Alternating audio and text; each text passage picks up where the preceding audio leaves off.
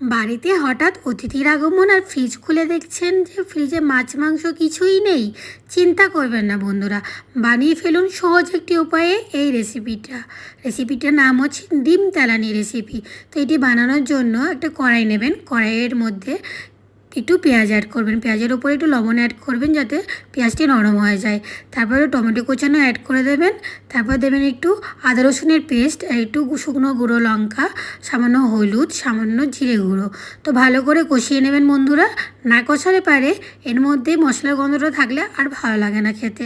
আর অতিরিক্ত কিছু অ্যাড করা দরকার নেই, কারণ এটা সিম্পলি বেশি ভালো লাগে।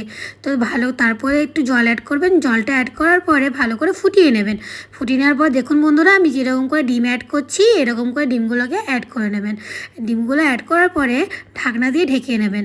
তো ঢাকনা দিয়ে ঢাকার পরে 10 মিনিট পর খুলে দেখবেন একটা অসম্ভব অতুলনীয় সুন্দর একটা গন্ধ বেড়েছে।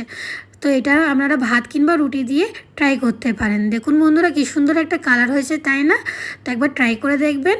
আর তারপরে এখানে একটু চিনি অ্যাড করবেন। চিনিটা কিন্তু অপশনাল, আপনাদের ইচ্ছা হলে অ্যাড করবেন, না হলে অ্যাড করবেন না।